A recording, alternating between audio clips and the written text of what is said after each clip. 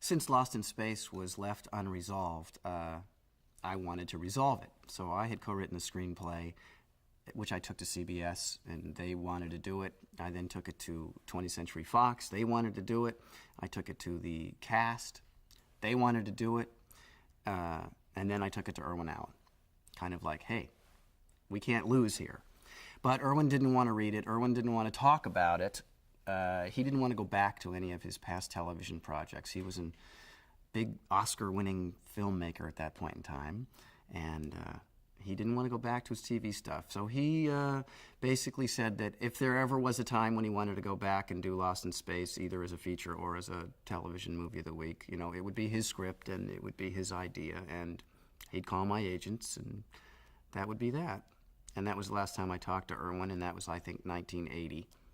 And then I used some of those ideas from my script when I was writing the Lost in Space comic book. So I got to get some of it out.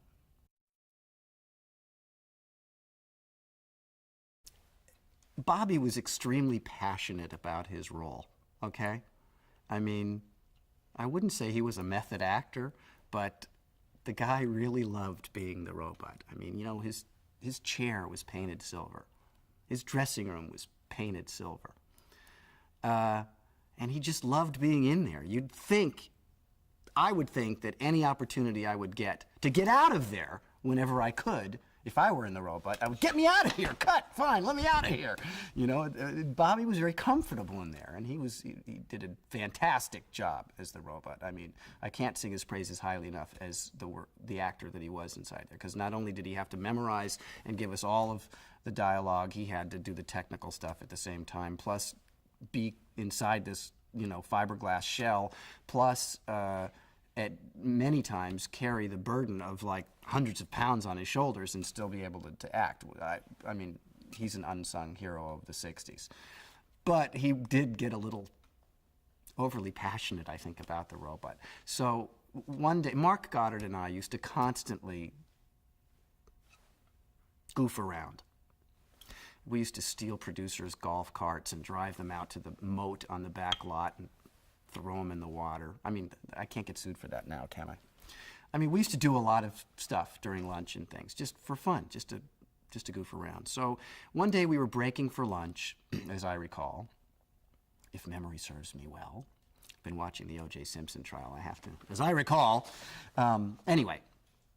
We were going to lunch, and the effects guys were about to get Bobby out of the robot so he could go to lunch. And Mark and I said to, I think it was Stu Moody, one of our wonderful special effects guys, who would always tell you, don't worry, everything's safe. You know, he had, like, no fingers. And he'd always tell you, not to worry about it, you're going to be okay. You'd like, oh, Stu, are you sure?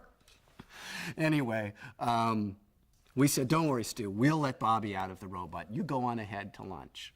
So everyone left the set, and Mark and I left Bobby alone in the middle of the stage 11, and it was like the sand exterior set. He was out there in the middle about some foam rubber rocks, and we left him there. That was it. We just said, let's leave Bobby in the robot and go to lunch. Well, we were gone maybe, 5 or 10 minutes. It wasn't like leave him in there for an hour. We were gone a few minutes, and we looked at each other and said, oh, we can't leave Bobby in there. You know, that's not fair.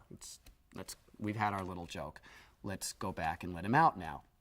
So Mark and I are walking back to the set, and the doors are open, and we can see, 30 yards away, there's the robot in the middle of the set, and there's smoke coming out of the robot.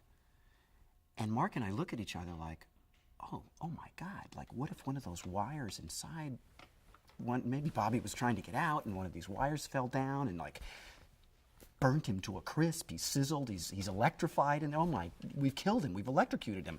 We start running to the robot thinking, oh, this is like beyond bad. This is like, we've like killed Bobby May or something here. We're really upset. We start to get the thing out of the bubble. Here's Bobby May holding a little pen flashlight, smoking a cigar, not a cigarette, he's smoking a cigar. He's holding a pen flashlight, and he's reading The Hollywood Reporter. Could have been the Variety, but he's sitting there reading a trade, smoking a cigar with a pen flashlight. He's happy as a clam. He's totally fine that he's in the robot. It's like, oh, hi, Mark. Hi, Bill. Hey, did you know Disney's making it? It was like unbelievable. Unbelievable. He had to be there, but To the best of my knowledge, that's how it occurred. Guy Williams taught me how to fence. Jonathan taught me comic timing. Mark was like, I wanted to be Robin to his Batman. Bobby and I worked great together. Marta Kristen turned me on to Bob Dylan, something I'll always thank her for. I fell madly in love with Angela Cartwright. That was a great thing.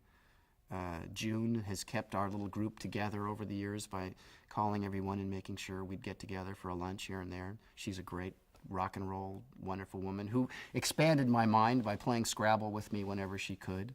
It was a great group, still is a great group. Love to do it again someday.